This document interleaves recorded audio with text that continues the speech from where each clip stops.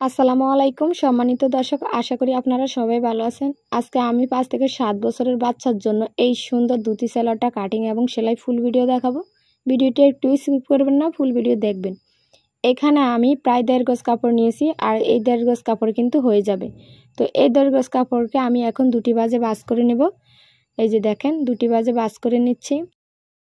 এখন আমি যে কোনো একটি কর্নার এভাবে ধরে এনে এভাবে ত্রিকোণের মতো একটি শেপ দিয়ে নেব। দেখেন আমি কিভাবে শেপটি দিয়েছি, আর এই শেপটি হবে 20 ইঞ্চি লম্বা, আর বাকিটুকু কোমরের কাপড় দিয়ে আমি জয়েন করে দেব। মোট সেলার লম্বা হবে 24 ইঞ্চি। তো আমি এখানে নিয়েছি 20 ইঞ্চি, আর বাদ বাকি আমি কোমরের জন্য নেব।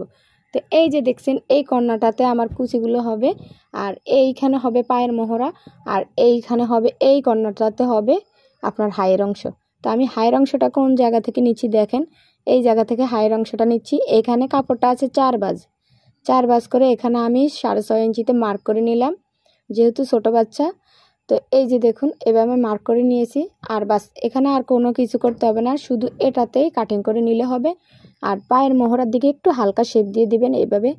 এই যে দেখুন, এইভাবে একটু শেপ দিয়ে দিবেন, তাহলে কিন্তু হয়ে গেল একেবারে ইজি একটি সালোয়ার। তো যারা একটু মনোযোগ দিয়ে দেখবেন ভিডিওটা, তারা শিখতে পারবেন। তো এখন আমি কাটিং করে নিচ্ছি। এই যে দেখুন, কাটিং করা হয়ে গেছে প্রায়।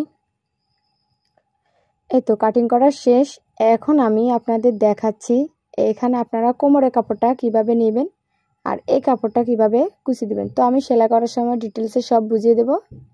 তো এই যে দেখুন, এখন এই জায়গায় আমি 7 ইঞ্চি চওড়া একটি কোমরের কাপড় কেটে নিয়েছি, আর লম্বায় নিয়েছি কোমর অনুযায়ী 16 থেকে 17 ইঞ্চি চওড়া নিয়েছি, আর লম্বায় নিয়েছি প্রায় 7 ইঞ্চির মতো। এখন আমি কিভাবে এটাকে সেলাই করতেছি একটু দেখেন। এই যে হাইয়ের যে অংশটাতে কাটিং করেছি, এই পাশে এই যে দেখুন, এই পাশে একটি মার্ক করে নেব। এই যে এই পাশে একটি মার্ক করে নেওয়ার পর এইখান থেকে হাইয়ের অংশ থেকে এইখান পর্যন্ত আপনার কুচিগুলা এনে থামিয়ে দিবেন। এই যে দেখুন, এইখান থেকে কুচিগুলা এনে এইখানে থামিয়ে দিবেন। আমি দেখাচ্ছি কিভাবে কুচিগুলা দিবেন। এই যে এই কুচিগুলা এই পাশ থেকে এইভাবে দিচ্ছেন, আর অপর পাশের কুচিগুলা কিন্তু উল্টাভাবে দিতে হয়। একটু ভিডিওটা ধৈর্য সহকারে দেখেন। দেখেন আমি কিভাবে দিচ্ছি। এই তো এইভাবে সেলাই করে দিবেন আস্তে আস্তে। এভাবে সেলাই করার পর এখন আমি অপর সাইডের কুচিগুলা কিভাবে দিব। অপর সাইডের কুচিগুলা দিব ঠিক উল্টা করে এদিক দিকে ফিরিয়ে দিব। দেখেন, এইভাবে কাপড়টিকে ঘুরিয়ে নেবেন। ঘুরিয়ে নেওয়ার পর এই সাইড থেকে কুচিগুলোকে আবার এদিক দিকে দিয়ে দিবেন, তাহলে কিন্তু কুচিগুলা মুখামুখি হবে, আর ওই যে ফুলা অংশটা ফুলে থাকবে, অনেক সুন্দর লাগবে আর কি। এই তো কুচিগুলা আস্তে আস্তে দিয়ে নিচ্ছি। তো আপনারা এভাবে আস্তে আস্তে একটু বড় বড় করে কুচিগুলা দিবেন, তাহলে সুন্দর লাগবে। এই তো এইভাবে কুচিগুলা দিবেন। এই তো আমার কুচিগুলো প্রায় দেওয়া শেষ হয়ে যাচ্ছে। এই তো দেখেন, এই সাইডে এভাবে এনে একটু গ্যাপ রেখে আপনারা কুচিগুলা আর দিবেন না, তাহলে কিন্তু হয়ে যাবে। এই তো আমার হয়ে গেছে একটি পা কমপ্লিট করা। তো একই নিয়মে কিন্তু আরও একটি পা কমপ্লিট করতে হবে। তো এই তো আমার সেলাই করা শেষ। এখন আমি আপনাদের দেখাবো এটার নিচে, মোহরার নিচে কিভাবে সেলাই করতে হয়। এই যে দেখুন কত সুন্দর হয়েছে মাশাআল্লাহ। এই যে এরকম হবে ঠিক। তো এখন আমি মোহরাটা আপনাদের সেলাই করে দেখাচ্ছি।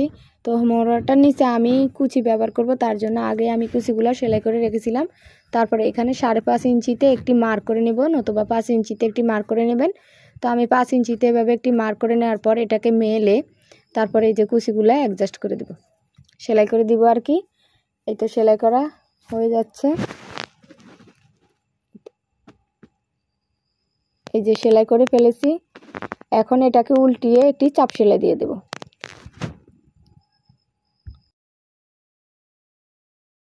এই চাপ সেলাইটি না দিলে কিন্তু আপনার বেশি ফিনিশিং ভালো আসবে না। তো আপনার উপর দিয়ে একটি লেসও বসাতে পারেন। তারপরে মোহরা যতটুকু রাখার অতটুকু রেখে এভাবে সাইড মেরে দেব। তো দুটি পায়ে একই রকম একই নিয়মে আপনারা তৈরি করে নেবেন। আমি একটি পা দেখিয়েছি। তো এই যে দেখুন, সেলাই করা হয়ে গেছে একটি পা অলরেডি। তারপরে আরও একটি পা যখন আমি সেলাই করা শেষ করব, তখন হাইয়ের অংশটাকে কিভাবে জয়েন করবেন একটু খেয়াল করেন। এই যে দুটি পা নিয়ে তারপরে এই যে দেখেন, খেয়াল করেন, এই যে এইভাবে ধরে তারপরে ঠিক এইভাবে এটাকে মেলে এভাবে জয়েন করে দিবেন। একেবারে ইজি এই নিয়মটা দেখেন। তো এইখান থেকে আমি সেলাইটা করে দেব। এই যে আমার হাত থেকে এইভাবে সেলাইটা করে দেব।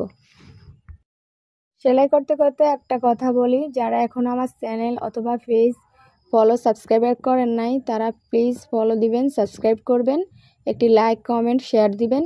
আপনাদের জন্য অনেক কষ্ট করে আমি ভিডিও বানাই, তো প্লিজ সাবস্ক্রাইবার করে রাখবেন আর ফলো দিয়ে রাখবেন পেজ থেকে দেখলে। তো এই যে দেখুন আমার সেলাই করা হয়ে গেছে। এখন আমি এই যে কোমরটাকে আগে সেলাই করে রেখেছিলাম, শুধুমাত্র রাবার ঘর করে নিলে কিন্তু এটা রেডি হয়ে যাবে।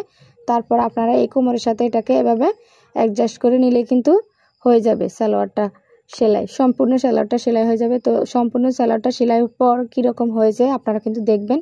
তো এভাবে ঘুরিয়ে ঘুরিয়ে সেলাইটি করে নেবেন। অবশ্যই দুটি সেলাই দিয়ে দিবেন। এই যে দেখেন কি সুন্দরভাবে আমি সেলাইটা করে নিচ্ছি, একেবারে ইজি।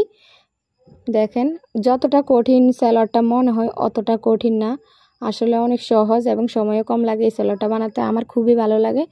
তো যাদের কাছে এই সালোয়ারটা সত্যি ভালো লেগেছে তারা অবশ্যই আমাকে কমেন্ট করে জানাবেন। আর যদি নতুন কোনো ভিডিও পেতে চান তাহলে অবশ্যই কমেন্ট করবেন, আমি আপনাদের নতুন ভিডিও দেওয়ার চেষ্টা করব। দেখেন ফাইনালি আমার সেলাইটা করা হয়ে গেছে প্রায়।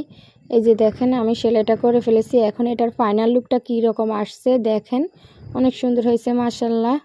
দেখেন সেলাইটা করা শেষ। এই তো আমার সালোয়ারটা। আর এখন আমি রাবার ঢুকানোর পর কী রকম হয়েছে দেখাচ্ছি। এই যে দেখেন আমি মেলে দেখাচ্ছি, অনেক সুন্দর হয়েছে মাশাআল্লাহ। এখনও আয়রন করি নাই, আয়রন করার পর আরও সুন্দর লাগবে। তো যাদের কাছে ভালো লেগেছে তারা বানাবেন।